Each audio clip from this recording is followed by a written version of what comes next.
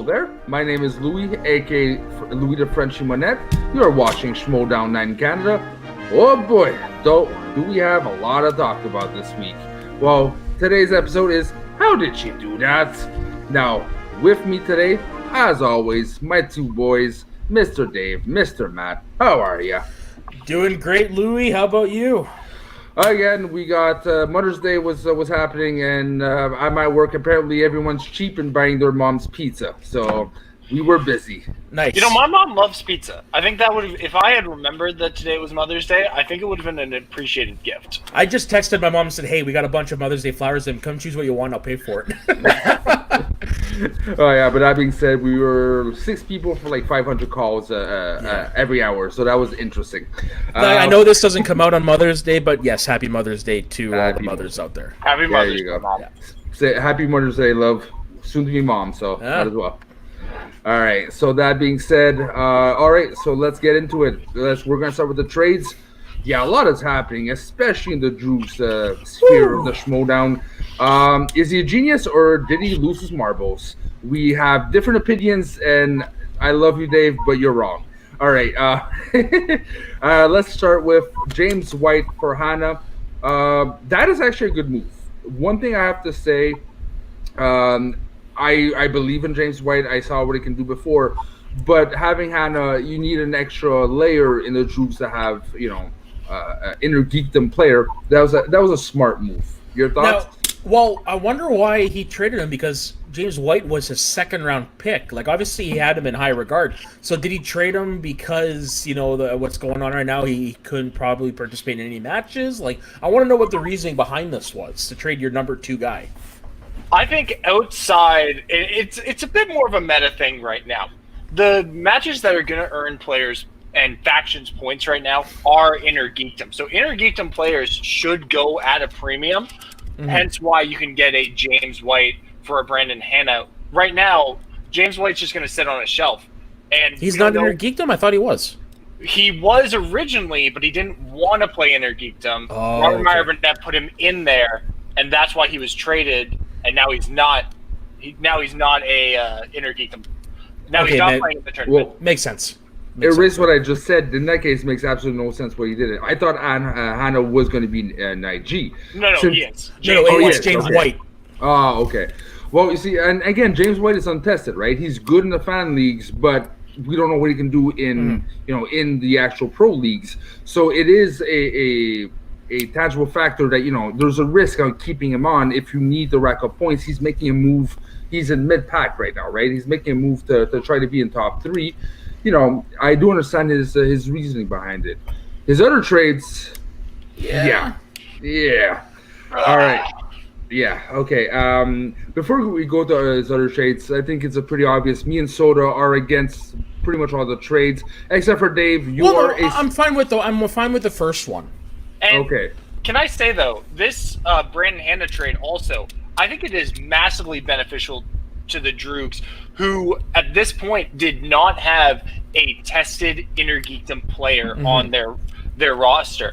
And the Den, I think, is messing up greatly here by putting 2 players who have never played an IG match into their tournament. When they have a lead right now in second place, they should be taking this advantage to try and push down on the gas.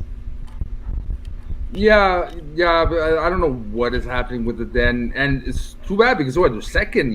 Like it's not the time to do experiments. You do that if you're like the last teams, right? Nothing to lose, might as well get something going. But if you're like in the top 3 and it's working for you, unless there's things behind the curtain that we don't know about, what are you doing? Brandon Hanna, I think, will be the person to look at in this tournament coming up, because who else had a losing record, wore a suit, and was underestimated going into an Inner Geekdom tournament? His mentor, Ben the Boss Bateman. Yeah. That's true also. I was going to say Mike Kalinowski. But Yeah. and no matter who, I'm sorry, I'm going to repeat myself over and over. Sadly, whoever's going to go against Parker is going to get bashed. Yeah, their they're gonna head get wiped. against the wall, and I'm going on my prediction that Parker's going to have round 2 TKOs until he goes to the belt, and that will be, if ever Hannah goes against Parker, he's going to know what a train feels like. Now, I don't want to get too into the weeds here, but this is like Brandon Hanna is not a player that's just going out there not scoring points. He's 80%, 85%. He only missed 3 questions in his last match. And that's a problem. If it's round 2, Parker is a 100% player. You give him the chance, he's going to be 120%. Yeah. So, and that's sadly TKO stuff. Yeah, Parker's a Damon-style player where it's like you can't miss a question. Yeah. I am on the Parker train, and I think Parker will win this tournament. I just don't want us to be going in there and be like round 2. I think we are going to see Parker bleed in this tournament. Okay. Well, we'll bet on that. I bet you a free pizza for whatever you can offer me. But that being said, you think he'll bleed? I think he's gonna give out the plasters to other players because they're gonna bleed. I have a feeling he's gonna railroad right at the beginning, but if anything, towards the end is when he's gonna start to bleed. All right. Yeah. All right. So this is not the Parker trade show. He hasn't even been traded yet, or ever. He probably will never be traded. No. But that being said, let's go to one of the dooziest ones. Ethan Irwin. Really, Burnett? We're going to have to talk eventually, me and you, Burnett, because I have to understand what's going on. For Knapsack and Paramo and a first-round draft. Okay, I get it. You need Star Wars. You need, to think about the future next year. But Ethan Irwin, your top dog. This, I don't think, was a Robert Meyer Burnett initiated trade. If anything, this was Sam Levine reaching out and say, hey, what do I have to give up to get Ethan Irwin? Because now that McWeeney's retired, you need a tag partner for Andrew Guy. Yeah, but at the same time, who else does the usual suspect have? Janine. Okay. Matt Atchity, yeah. They don't actually have that many other. Yeah, that's the thing, because they had to lose 2 players and then they traded away 2 other players. So I think they're at 6 right now or something like that. Yeah, they're at 6. Yeah, okay, no, maybe that's the case, but in that case, you keep Ethan Irwin in your back pocket. I'm sure there's other teams, other factions interested. You trade it for better quality people. I love Knapsack. He's gonna be incredible in Star Wars, but you need the rack of your points. Cool. You don't trade Ethan Irwin. Oh, I think that is why he did it. Irwin's not gonna be playing anytime soon because he's not in Geekdom and he's not in Star Wars. So, I kind of understand why he did this. But, yeah, it is a little baffling. But, hey, you know what? Good on the usual suspects. Guy and Ethan Irwin are going to be a powerhouse team. Oh, yeah. Most def. Yeah. And what about you? I know I can see you squirm. I can see you squirm, sir. Hey, audience. Producer Dave Lees here. I want to take this platform. And I just want to say, this was a genius trade. Ethan Irwin in today's climate, and I would venture for the remainder of this season, has 0 value. He is not going to play in Inner Geekdom. He's not going to play in Star Wars.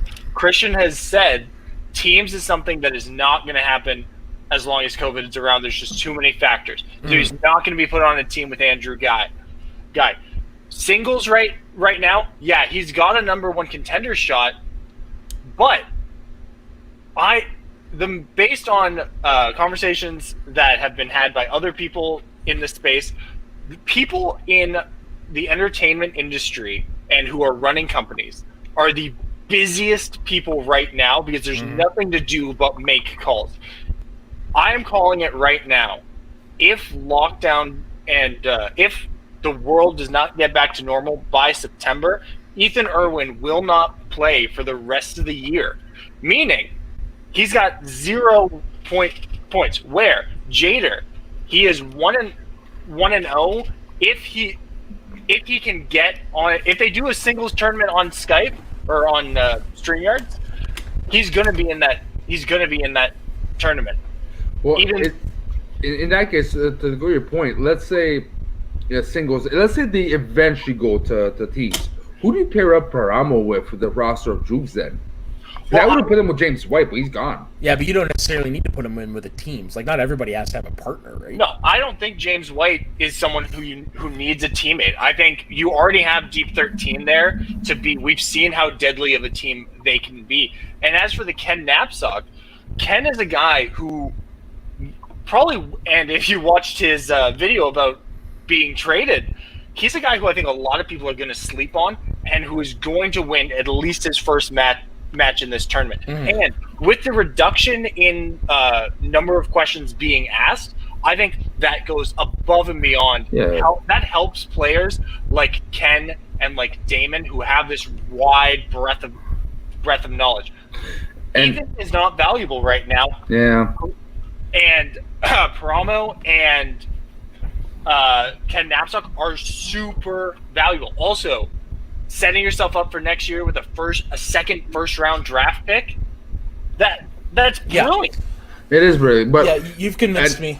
And also, if you haven't, by the time this is published, if you haven't watched our Laura Kelly interview, please do so, because there's one very interesting point. Laura Kelly actually picked Ken Knapsack to be one of the top dogs to be beaten in the Star Wars tournament. So, he has a lot of cred behind him, and we know he can do. He's used to be a champion. So, so he can definitely do something there. Just, I don't know. We'll see how it plays out. It just, for me, he could have kept Ethan Irwin in the back pocket and try to trade for, if he's that like 0 point, right? I'm sure there's still other factions that could have went for it and got a better exchange. Maybe, but I mean, like, Sam was looking. I guess Sam's looking towards the future, and R&B's looking for right now. Now. And also, because Ethan has a number one contenders match, I would not be surprised if him and Roka are not eligible to play in any singles tournament that comes up. So I'm telling you, Irwin is not going to play, and he's just going to get shoved into the draft for next year. This is brilliant. It's a brilliant trade. Now we'll hear nothing else. Moving on. So with Knapsack, and speaking back to his video, do you think that's going to be his character going forward, like kind of unhinged? Like, for any wrestling fans, it's like Bray Wyatt meets the Joker. Like, do you think that's how he's going to be going in from now on? I hope so. I really hope so. It works so. Oh yeah, it was great. It works so well, and it works so well also with Burnett, right? You got the war fodder, you got like people like over the top, dramatic, in your face, so it fits. Yeah. Now, how well the dynamics between Burnett and Knapsack is going to work is a whole different question. It's going to be interesting to see if Burnett can be present enough to make a difference. But again, does Knapsack actually need a manager's presence? You don't know. So he cannot maybe hold his own. But not to cut a promo, as we just found out, but probably more for the strategic side of it. Yeah. All right, so yes, on to the next as they've requested, and on to the next as we're going to go. So another really interesting one. This is it behind-the-scenes things we don't know, or just, by necessity? JTE versus, I can't read my screen, is Cravado for and a third round. JTE, Roxy took him on a almost on a drunken whim because of Snyder. Yeah. And now they're trading JTE. Is he going to play? What's happening? Well, in this environment, he can definitely play, but I think one of the reasons, besides Schneider being in her ear that she drafted him, was because there was supposed to be a live event in Boston, which is JT's hometown. So I get a feeling that's why she chose him. But since that's not going to happen, like, do you really need him? Yeah. This is the dumbest trade I've ever seen. Wow, quite the spectrum jump there. Burnett gave Roxy everything because it wasn't just Josh Quevedo for JTE. He also gave up a third round draft pick next year. But you have a first round now, right? So do you really need a third round? Here's the thing. Even if you don't need that, is JTE that valuable to get a Star Wars player who, as we just discussed, should be going at a premium right now? So you're giving up a premium player and a draft pick next year for a player who's not gonna play. Unless there are things we don't know yet. That and JTE is a legend of the game. Like don't but count that out. He is part of one of the greatest teams of all time. The price he traded was for the name brand. He's rusty. Maybe we haven't seen him play in action. We might get a repeat of the yesteryears of him being sucky as balls. So or maybe he's taken all this time and gone a lot of studying, and like he lives in Wisconsin now. There's not a lot going on there. And maybe you know what? At Wisconsin. It's true. And maybe he can spell now. No. Just saying, like I understand the what ifs, but it's as probable as he knows how to spell properly now. So I understand. I would have just traded him for a 5th round, not even Quevedo, just JT for 5th round. It's not a sure thing, but yeah, there's a lot of hits and miss with Burnett. I really hope we can have him on the show for consultations one day to pick his brain, because he is probably the most talkable manager for anything going on. He was the most active of everyone, right? Let's just say it. He's eccentric. He's eccentric, but it's working. Yeah. Let's see if it continues to work. Yeah, I think it's very interesting that when you go back in the history of the draft, Burnett is the guy who's made the most moves. Everyone remembers Kaiser making all his moves, but Burnett, there's not been a day with a trade that has not had the name Robert Meyer Burnett involved in it. Yeah, that's true. He's dominated the trade. He reminds me of me in the fantasy leagues. I'm like the only one trading almost, and to my detriment, always sometimes works, sometimes doesn't work. I trade a couple people. I'm like, I should have traded the Barbarian, but you got to make moves. But at one point, when do you reel back, right? Because after a while, you traded your whole roster. Yeah, which is pretty much done outside of Deep 13. Yeah, pretty much. Now, one thing, like, if I was Roxy, okay, I'm trading Snyder. I'm putting Andrejko with the one and only, we saw in the last match. Who do you think it is? And Stacy. Yeah. Andrejko, you put Draco with Stacy, and you trade Snyder off. Now, are you saying that coming from the perspective of before what happened on Backstage this week, or that's have you heard me complain about him for the last freaking 4 weeks? Sometimes I zone out, Lou. Yeah, I'm kidding. No, fair enough. I've been complaining about it, but that's kind of hammer on the last hammer, the last nail. But yeah, I just can't. I'm sorry, no disrespect. I just can't stand him anymore as a player, because yes, he's saying stupid things to say stupid things, but he's not contributing. He doesn't make a perfect match with Andrejko anymore. He gives up during matches. I'm sure there's another team somewhere that can use him for their plans, but I don't see him going for Roxy. Roxy needs something to happen more and more. Yeah, she got wins here and there, but long run, something's got to give even more if you want to do contenders, and Snyder shouldn't be in those plans. You put Andrejko and Stacey Howard together, that is a smashing team. You don't need Snyder, so get rid of him. Fair enough. I think it's a tough ball game to play when you're Roxy, when the majority of her faction is losing right now. She got 2 wins, and they're coming from Stacy and Damon. Now you're pretty protected with Damon. He's going to get the points, but your A and your B team have just lost. Are you going to trade Snyder? Because then, even if you're pairing him up with Stacy, you've lost a heavy hitting player. Yeah, but it's like a heavy hitting player of the boxing era of '95. We're in 2020. He used to be a heavy hitter. But after a while, he keeps getting knocked out. He keeps getting dragged out in fights that you shouldn't be dragged out anymore. You have to consider let's put someone else, and you can still get a good trade for him, because I'm sure there's you put him with corruption. You put him with someone that can feed his heelish tendencies, and just pair him with someone or make him go solo and strategize with him. Cool. But he doesn't belong to Rockstars anymore, I find. I don't know how she can defend him all the time, but I don't know also how she can put up with him going in a losing record like this. Well, she can defend him because he helped bring her a tag title. Yes, It's true. He's for the champion.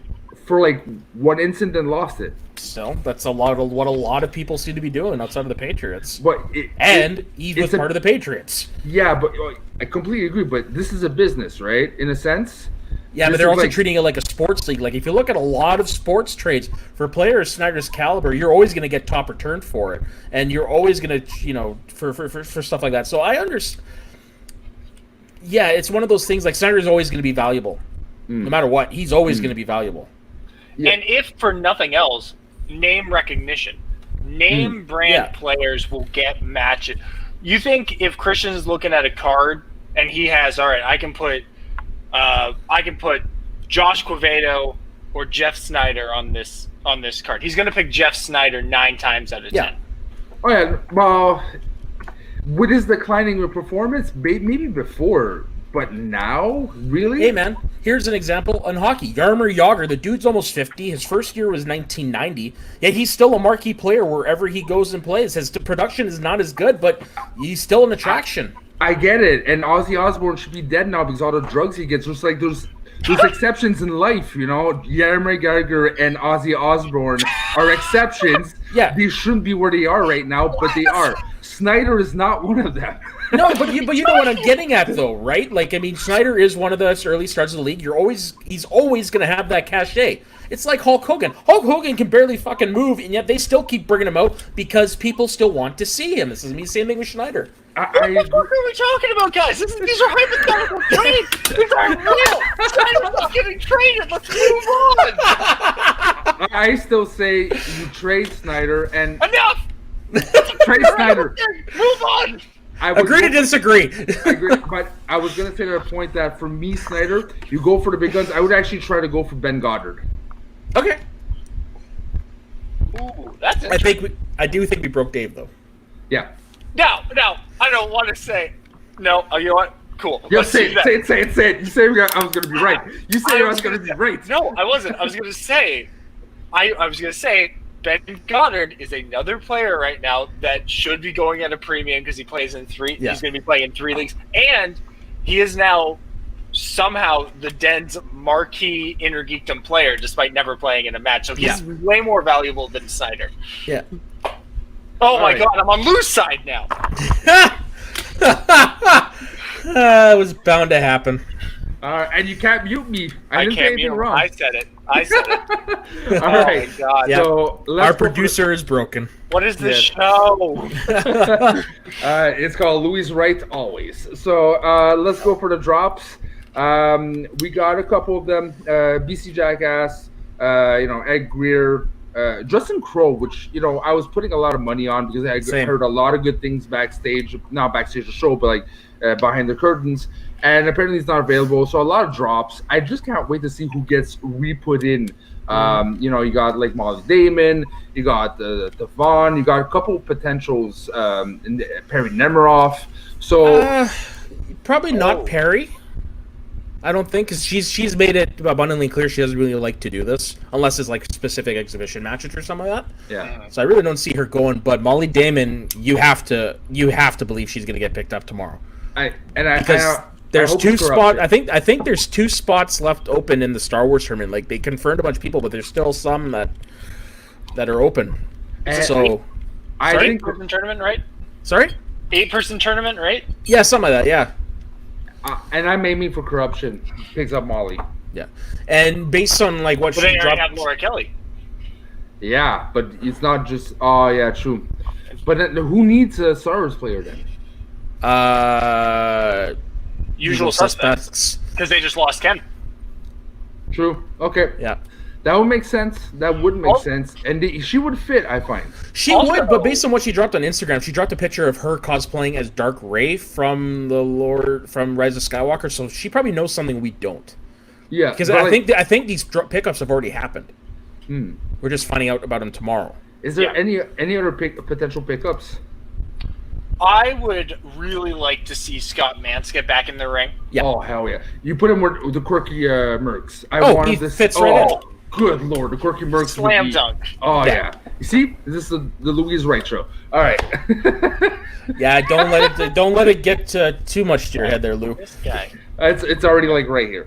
All right. My cat's looking at me like I'm an idiot, and I'm like, yeah, I know. I'm agreeing with. Hey, Luke. no, Want you're me not. to do that. You're not an idiot, as Roka said. You're a moron. I'm a moron. He knows who I am. Any right. other trades?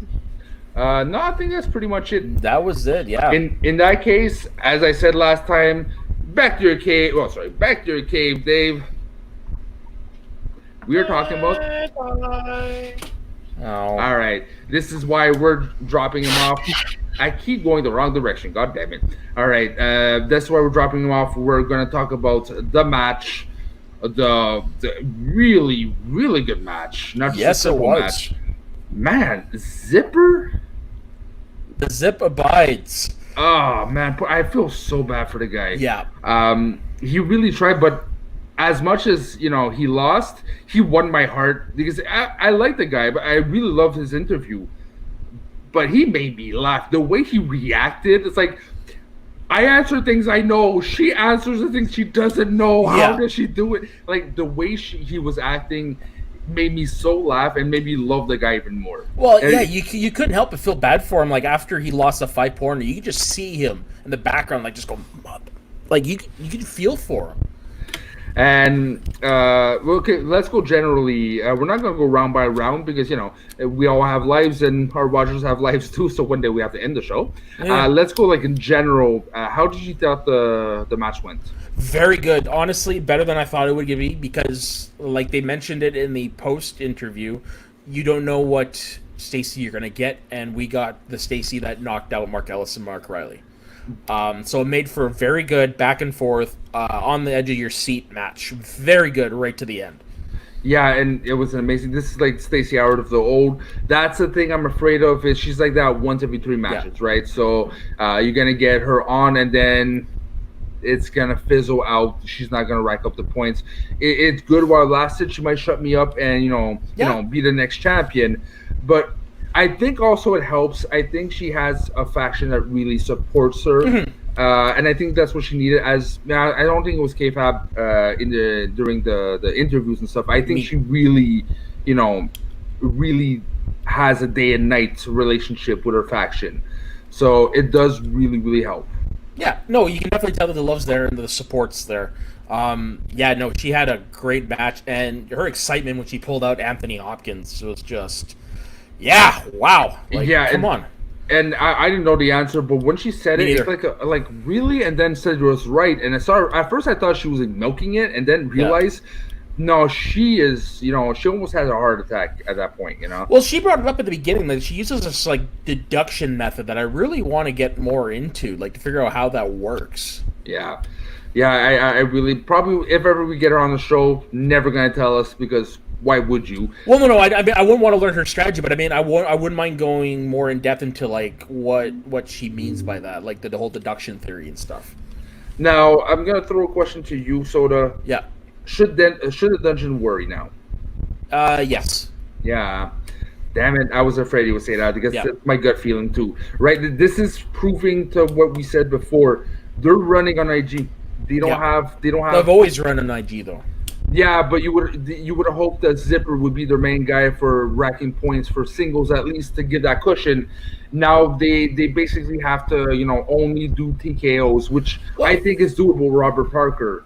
But your main points are TKOs right now if you want to keep with the way the season's going right now with all these Streamlab matches. Yeah, you're right, but Zipper is still their top singles player. He did perform well. He just happened to go against somebody who has a horseshoe permanently embedded up her ass.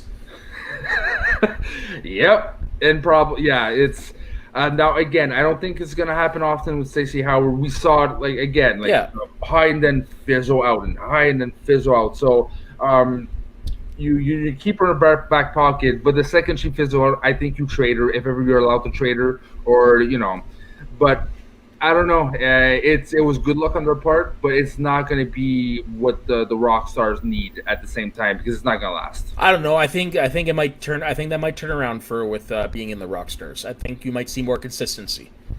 I really hope because it's about time. She's we talk about veterans. She's a veteran now. Season 4. Exactly, and like not a lot of people can say that they've been there since season 4. You got the Rokas, you got all the other people like Mance, and everything is gone, right? So Yeah. Not a lot of people can claim that title, and she can.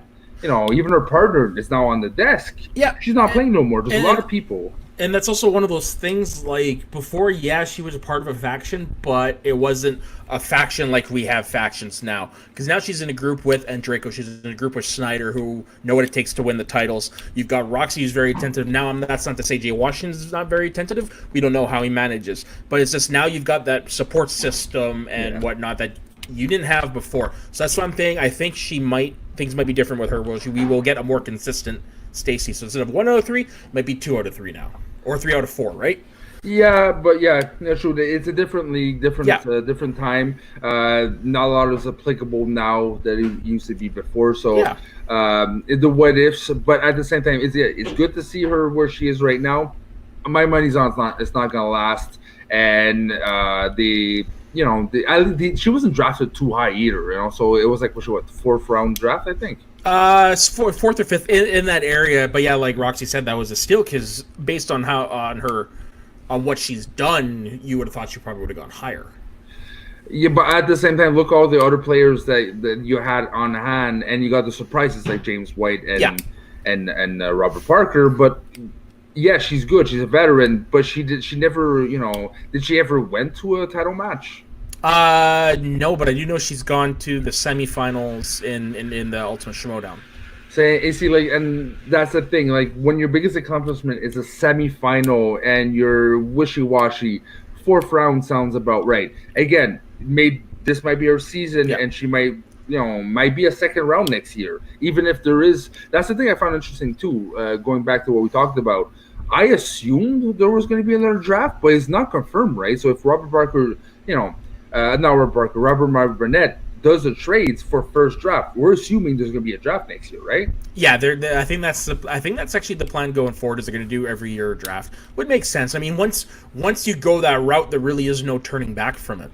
But are you going to go full extension draft, like from the scrapping, or like what the top 3 factions keep a part of the roster? There's a lot to figure out, I would probably go the route of the expansion draft where you, like, this is just me talking, where you protect 1, 2, or 3 players, then every other spot's up for grabs. But at the same time, yes, it's good, but everyone's gonna protect the better players, and it leaves. That's how that goes, man.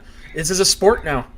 But I say we should go really full expansion, add in the 10th team, and have them take 1 player out of every faction, and then you protect 2 players, and the rest we redraft. Yeah, no, that's actually a great idea, and I wouldn't be surprised if that's actually the route they're going to go next year. Yeah, because the original was supposed to be 10 anyways, right? Yeah. So you fill on that original plan and do the expansion part. Yeah, because originally the 10th was Jay, but then then he can bind with Winston. And out of left field, who would you like to see as the 10th manager? Oh, God, that's putting me on the spot there. Yes. Who would be a great manager? I got mine. What? I got mine. I would say if he were to retire, Roka. Damn it, you stole mine. Yeah. Yeah, I was going to say Roka. Let me just see what else here. Or, on the other hand, Guy, too, would make a great one. Yeah, but he's not retiring. He's not retiring, and honestly, Guy still has something in him to prove. I find. I would. You know what? Yeah, I got my other one. Mark Riley. Yep, Mike Riley would be a great one. It's time for him maybe eventually to think about retiring again, and maybe greasing up the wheels just for something else. But I would love to see Riley and do a heel faction with Riley. No, I don't. Riley is one of those, again, wrestling. He's like a Ricky the Dragon Steamboat. He's like a Tito Santana.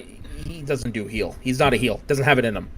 No, like you can get mad at, like we saw him get mad at Roka. That was amazing. That's the closest we're ever going to get to a heel. And yeah, in the chat, Mr. Producer there, Clark Wolf would make another great one because they do this thing where it's only a commissioner for 1 year. I can see her. Yeah. Clark Wolf. Also another one. I would love to see his take on a faction. Mark Draco. Oh yeah. He's so, knowledgeable in the game. He's been a long time around. But I would love to see how he would mesh with like managing other players and helping them, because you saw the way he reacted with Stacey Howard. He's the first one in, slapping hands and being proud of the players. I have a feeling that he would be a pop-up bear and just, really help, especially like rookies and stuff. Yeah, for sure. Themselves. From what I've gathered, if he's on your side, he's got your back no matter what. So he would make another great one. All right, so let's round that up. Thank you very much for an amazing show, Soda, and you too, Dave. No comebacks. Wow! Yeah, I won. Well. Well, everyone, thank you for Soda Night in Canada. I hope you all enjoyed the show. All right, without that being said, again, I can't stress enough, if you're not subscribed, what are you doing? We got amazing interviews. We got amazing content. Please subscribe. Do yourself a favor. Do us a favor. The more you help us, the more we're going to give you amazing content. And talking about amazing, we can't reveal too much, but we're getting a stacked schedule for interviews. You're not subscribed, you're gonna miss something really special here. Okay. And Lou said it earlier, to kick off this next slate, we do have Laura Kelly coming up this week, and I was in on that interview. I thoroughly enjoyed it. She is one of those people where it's like, I think I would like to sit down and have a beer and hang out with her, even though I don't drink. There's always it's never too late to start, right? Say no to drugs, kids. All right. Now, where can we find you, Soda, like usual? You can find me all across the platforms. That's Soda_the_Saxman. You find me here, obviously, on Schmoedown Night in Canada and on Northern Consultations. Have any questions, you can find me also on the Facebook page, Schmoes of the North, which you should probably join up if you haven't already. Yes, sir. And where can we find you, Dave? You can find... It doesn't matter where we can find you. Oh, you are not The Rock. Don't ever do that again. All right, so no, go ahead. Where can we find you, Dave? I come on this show, and then I edit the show, and this is how they treat me. Hey, man, I love you. I've never said a bad thing about you. The more I know you, the more I love you. That's how I work. Yeah. Okay. Well, you can find me at Leaves Me Alone on Twitter. At Baby James Lee's on Instagram. Lou's never going to be appearing on this show again. Going to keep him in the green room forever. Yeah, Soda Night in Canada. Again, follow all Schmoes of the North on Twitter at Northern Schmoes. Join our Facebook page. We got a lot of great interviews coming up, so subscribe. And we do have a podcast feed also. Exactly. And I'm just going to give one hint to the potential guest we're having. All right. So that being said, stay tuned, see if it works. Thank you very much for joining and sticking to the end. Till next time. Ciao. Bye-bye.